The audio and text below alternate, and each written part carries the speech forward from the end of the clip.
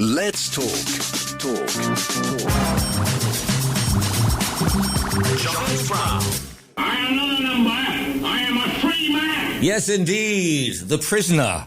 Set free. I'm not a number. I'm a free man with my own free will to be the international man of misery. Mr. Grumpy, ladies and gentlemen, girls and boys, whatever you are identifying as this morning, we are joined by the president that puts a glint in our eye, a smile in our hearts, a song in our feet, and a undescribable pain in our lower intestines. How are you? How are you, Grumps? I'm all right, thanks. After that build-up, yeah, all right, not bad. I thought I'd give you a bit of the Vegas, ladies and gentlemen, let's get ready to complain about the world in general. You're looking very sprightly, I must say. Thank you. Well, it's because I've not left the house. So. How is the chair, by the way? How is the award-winning chair? Is it all good? You know, the award-winning chair is just remarkable. It's just the best thing ever. It's all singing, all dancing, charges your phone, everything. So it's got a little. It's got a little what? Come on, I came in at the wrong point. Then it's got a little port where you plug your phone in and it charges the phone. It's just a sort of electric chair, but without the killing you. So. So, I mean, do you still participate in the world of poker online? I actually do. I used to play for reasonably sized high stakes. Yeah, and when the dreaded COVID came in, all the games stopped.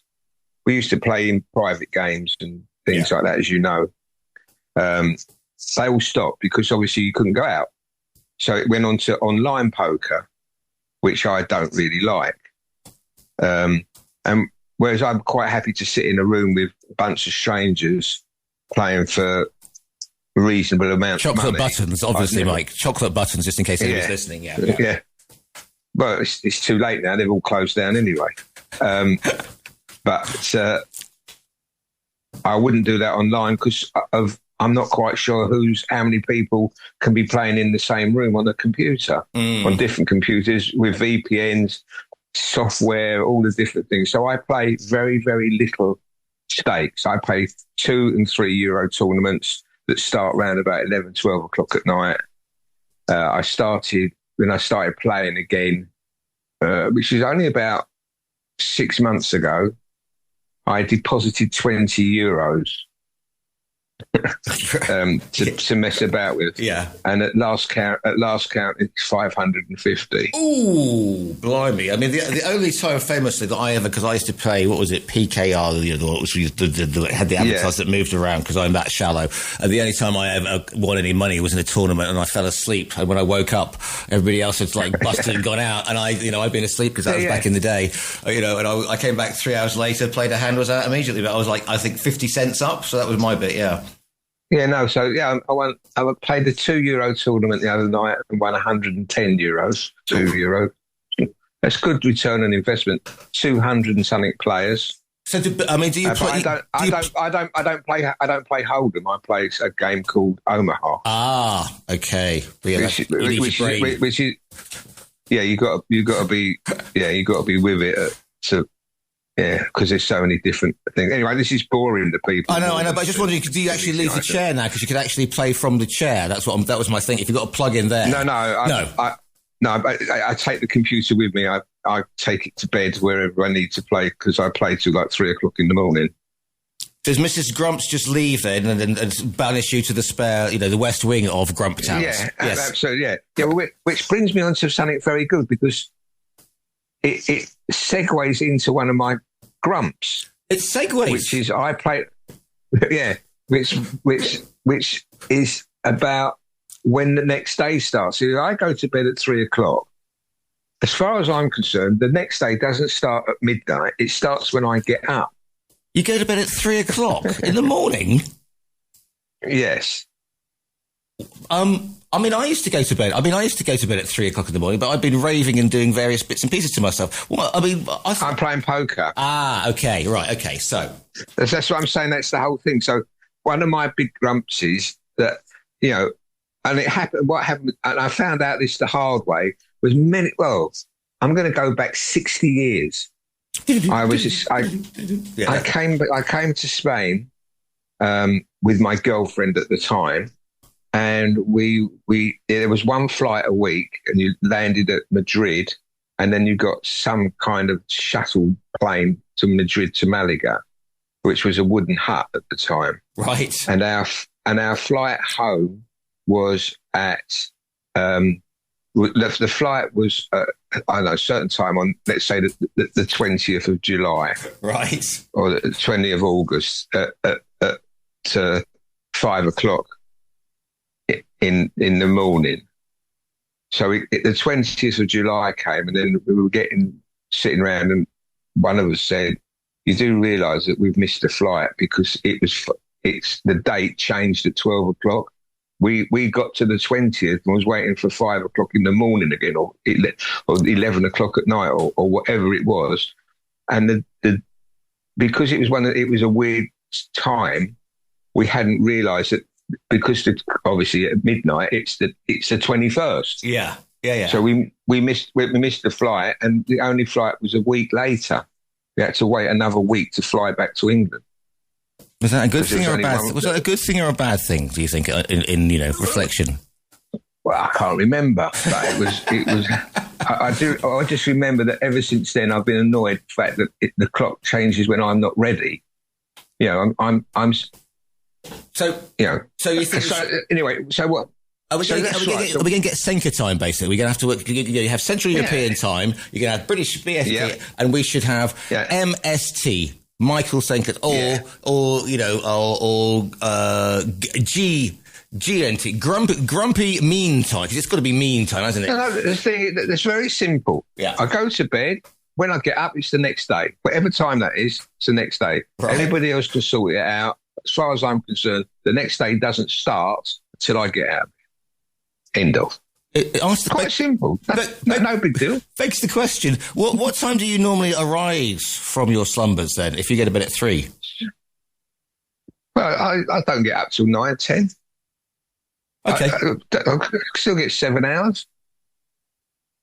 So how does the rest of minus getting up in the middle of the night time when you get to my age? But of course, indeed, yes, indeed, that's always a good one, isn't it? Yes, and so I saw something quite amusing this morning. Was defining how do you know when you're getting old? I should tell you. Yep. When you buy where you buy your clothes from the same place that you buy your groceries. Yeah, I'll go for that one. Yeah, I've obviously got the problem because I used to live, in splendid isolation, and I now live in a house with 3 females, of course, my friend and my 2 goddaughters, and that brings, if you do go down at 3 in the morning, luckily we don't share a bathroom, but it can be still quite a sort of, it keeps you on your toes, shall we say, if you go down in your resplendent sort of, your elephant gym jams or something like that, because you might bump into a teenager at some point.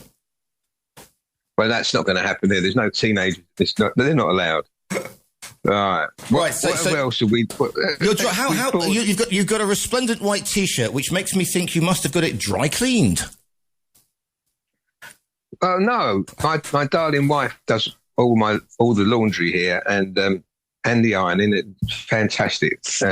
But the dry cleaning is a new thing. What happened? We did the annual or the biannual duvet covers and all the heavy duty stuff that goes on the bed for the winters. Yeah.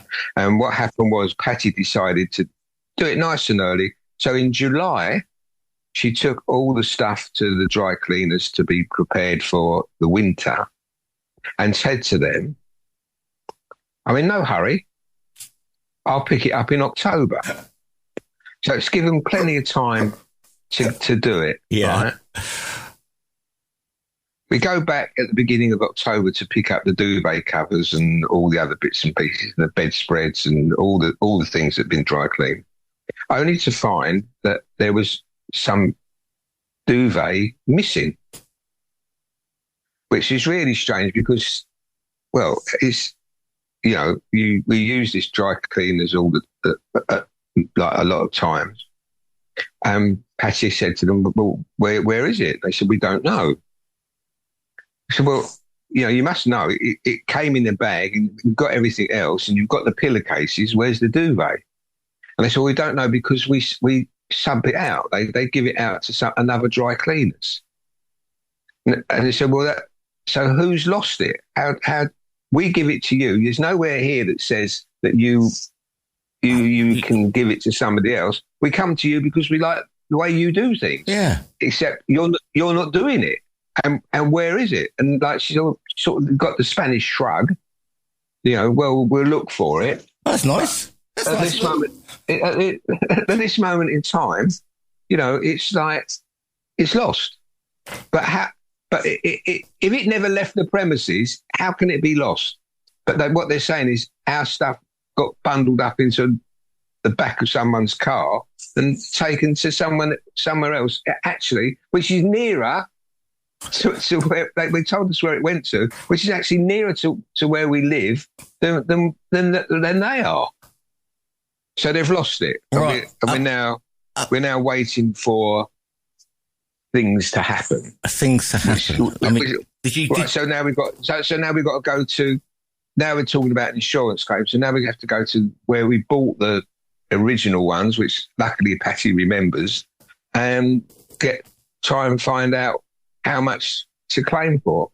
It's going to take ages. But I just think if people are going to sub stuff out or they're going to send it to someone else, they should tell you. Yeah, sure they should. Of course, that's like going to one of your favourite restaurants and somebody saying, "Okay, well, here's the starter, here's the main course," but unfortunately, your creme brulee comes from Paco's down the road, and he fell off his bike on the way down, so therefore we don't know what happened to your creme brulee.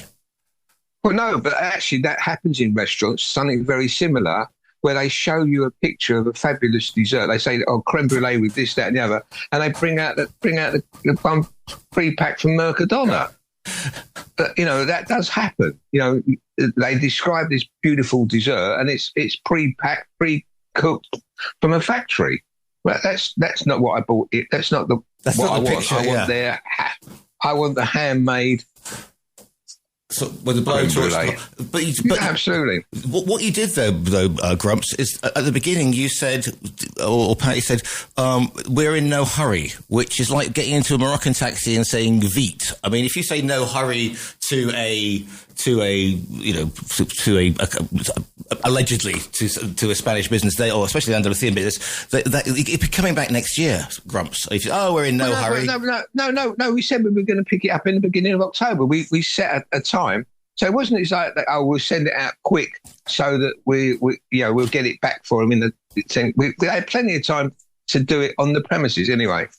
That's that. So I shall keep you informed of what happens. Is there anything? Is it sentimental value? This duvet? I mean, has it got the Mickey Mouse? No, it's a point. It's a point of principle. Oh, right then. Okay. Well, it's just duvet gate. I'll keep you informed. Right. Am I Dustin Hoffman and you're Robert Redford as the reporters of this? Is that how we go with all the president's men?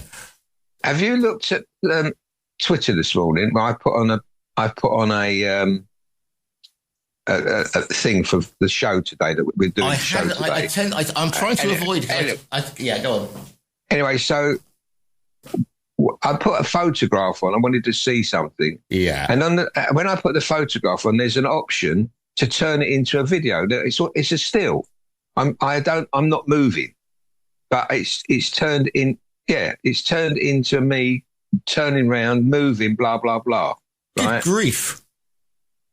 So that's a still photograph done by AI, and now it's moving. Got it? Yeah, got it. Yeah. Right. So no big deal. But I just wanted to talk about it because what's happened now is photographic and video evidence is now almost totally worthless. Right. Because you can change in it. There's one. I did one the other day with where there was the three of us, Patty, Sarah, and myself, and it turned it into a video of us moving, of me standing up, which I can't do. Yeah. All right. So what I'm saying is like, God forbid something was happening to turn around and say, well, Michael Senker was doing this, so and so and so and so, and I say, well, I can't. It couldn't have been me because I can't stand up. They produce a film, a video that says, well, there you are, standing up. And I'm like, that's not me. Yeah, That's AI. And AI now, I'm looking on AI and I see singers singing with other singers that have been dead for 50 years doing a duet.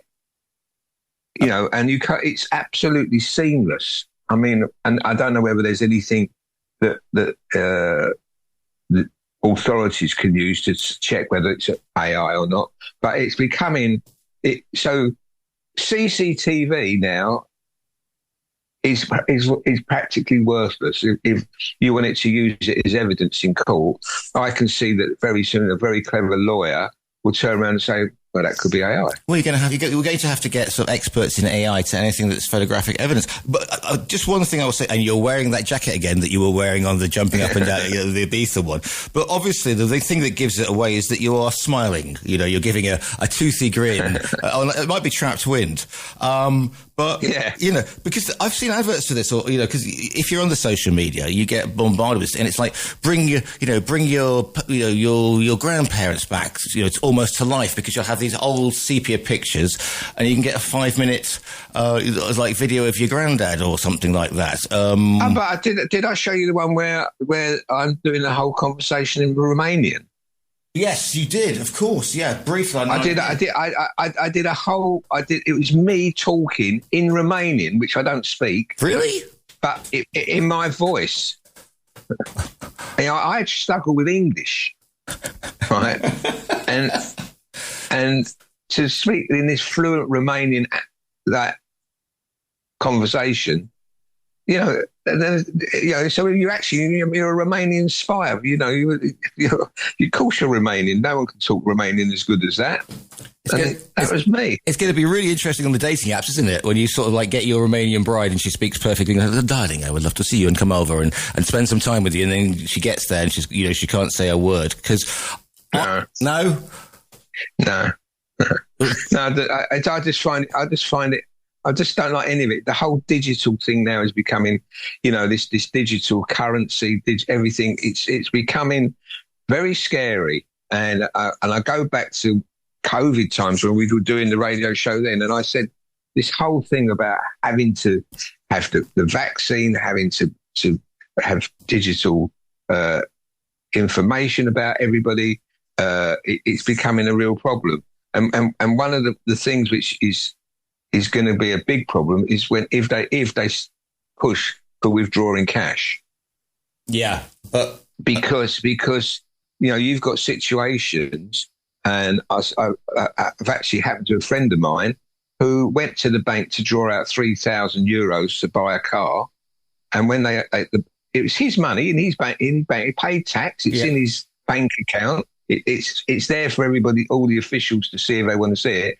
And he wanted to draw out 3,000 cash. And they said to him, what is it for? And just out of principle, he said, it's none of your business. Absolutely. And they said, well, you're not having the money then. I've got a call coming in. Hang on a second. I'm going to have to, now, because of the technology we're using, I'm going to have to translate this call. So bear with me. Morning, caller. You're live on TRE. What's your grumps today? Yeah, hi. This is John in Mihas. Hi, John. I just did a bit of some research for Michael on ChatGPT, which is AI, and it says AI cannot always determine with absolute certainty whether a photo has been edited. Right. Okay. I'll have to translate this because Michael can't hear this. So AI cannot say. What did it say again? It says cannot always determine with absolute certainty. AI can a photo. Yeah. AI cannot always determine with absolute certainty, or you cannot always whether a photo has been edited. Right. Okay. Super. All right. Thank you for your call in on that one. Yeah. Okay, bye. Thanks very much indeed. Because you can't hear that, can you, Mike? You can't hear what's called. Yeah. So that was saying we can't tell with absolute certainty, which makes things very interesting. But, going back to the cash thing, it's not going to work when you go travelling if you go to, I don't know. Man on program. If you go to Thailand or something like that, they're not going to want to swipe your card. You're going to need cash, aren't you, Gronks? No. But what I checked was, is it legal for them to do it? And the fact of the matter is, there is no rule, nothing in law that says that they can ask you legally what you need that cash for. If it's your money, it's your money. They've got no right whatsoever to ask what it's for. If they feel that I'm doing something dodgy, then report me to the police. But then I don't want some kid behind the counter in whatever bank he belonged to telling me I can't draw my own money out.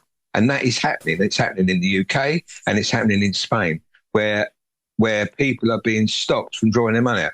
And because if you use cash, let me give you an example. Please do. If I go into a place and I pay €50 on a card, they don't get €50. They get €48 because that's there's a charge, right? Yeah. And then if they've got to pay a bill, the next one they use that same what's left in their 48 to pay someone. So after about 20 transactions, that €50 has gone in charges. Do you get what I mean? Yeah, absolutely. There's commissions and charges right, and the whole right. thing. Yeah. Right. Now, if I give you a €50 note, right here, I'll give you an example. A man goes into a hotel, right, and he says, I want to book all the rooms here for a wedding. And the man says, okay. He said, do you want to have a look around? He says, yeah, no problem. You can have a look around. I want a €50 deposit. So he says, okay. So he gives him the €50, and then he wanders off around this large hotel to have a look at all the different rooms. And the guy thinks to himself, that's handy. Got €50. I'll go next door and pay my restaurant bill. So the hotel manager goes next door and he pays the restaurant bill, gives him the 50. He said, how much do I owe? He said, €50. He gives him the €50. The restaurant guy thinks, I'll go and pay the pub bill, goes round the corner, says, how much do I owe you? He says it's €50. He gives him the €50.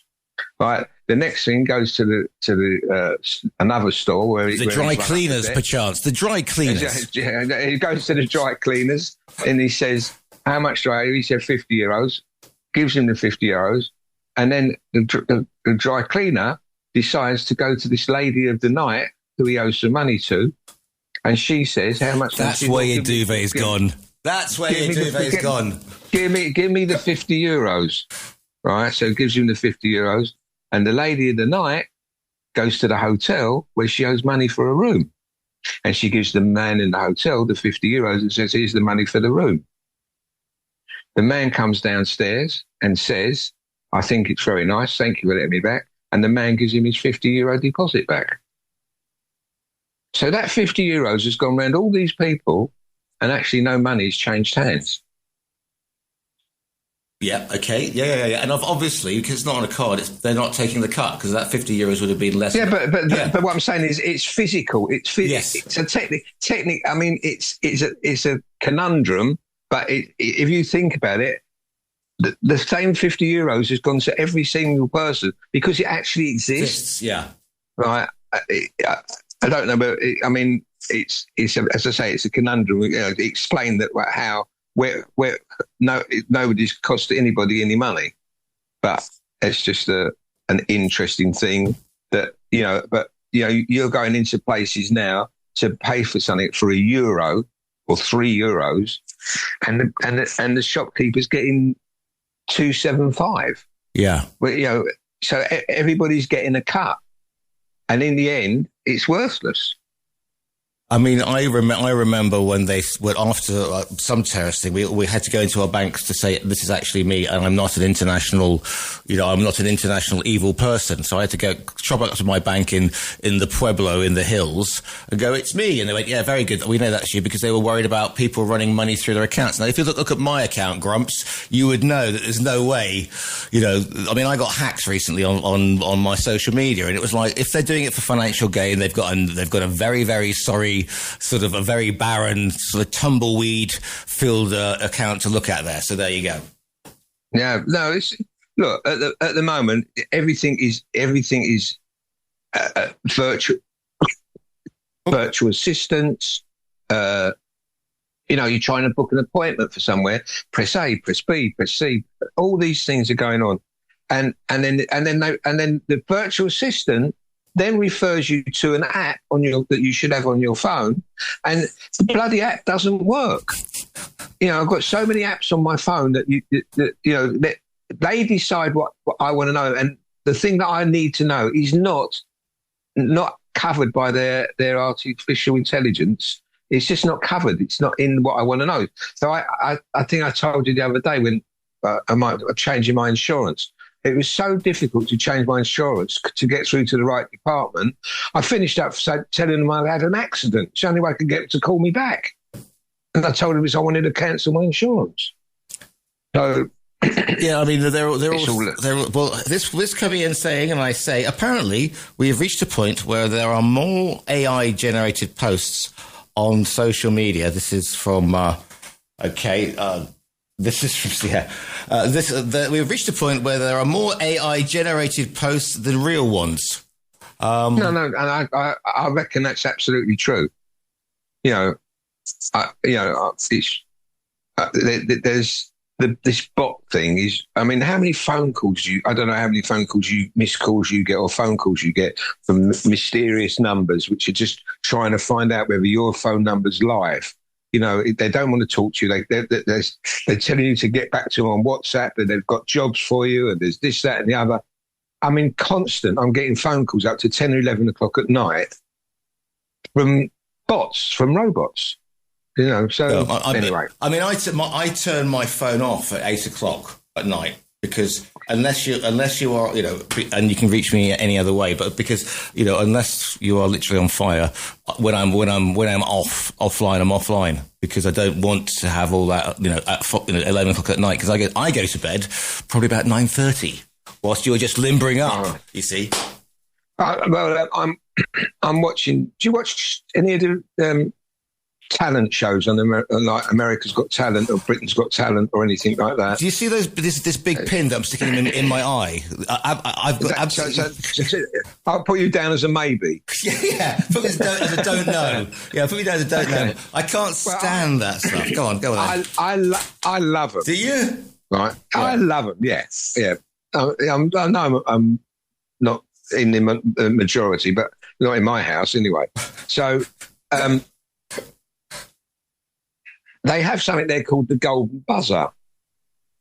Yeah. So, and one of the judges, every judge each week is allowed the golden buzzer, and as the act finishes, they have the choice of pressing the golden buzzer, putting them through directly to the next round or the semi-finals or whatever. Okay. But it's wrong. They do it wrong, and I need to get in touch with them and tell them to do it right. Okay. Because they should do the golden buzzer at the end so that every act gets a chance for the golden buzzer.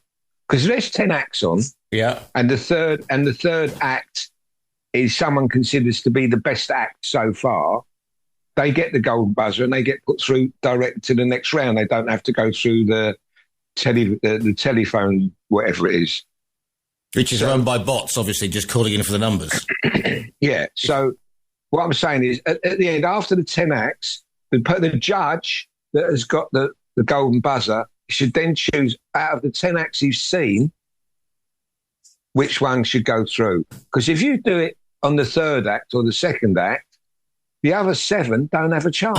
You've gone off too early, as the saying goes. Yeah. Do you understand what I'm saying? So they shouldn't use their golden buzzer when the third act comes, because they might be juggling, I don't know, three flaming chainsaws, and then somebody comes and they juggle 7 chainsaws and the blancmange. Yeah. No, but that's it makes sense. Why would you do it? Because every other act sits there, so it doesn't matter how good we are. We're not going to go through because it's already gone. It's the backstories that get me, Mike. It's the backstories that get me. It's the same. I've had the same thing ever since I went to they drew the raffle, right? And they gave the third prize. They did it in reverse order. So the first ticket out was the third prize. And I said, no, you got it all wrong. You can't give the third prize first. Yeah, because they'll get the best thing. Yeah. Yeah, because you bought a ticket to win the first prize. And if you're not in the draw, so the first prize, the first raffle ticket that comes out is the winning raffle ticket. On that bombshell, we're running out of time. Mike, great to speak to you. Have a great weekend. I was getting so hot up about the golden buzzer. Mike Senker, as always, great to see you. I'll see you in 2 weeks' time. Well, okay, maybe.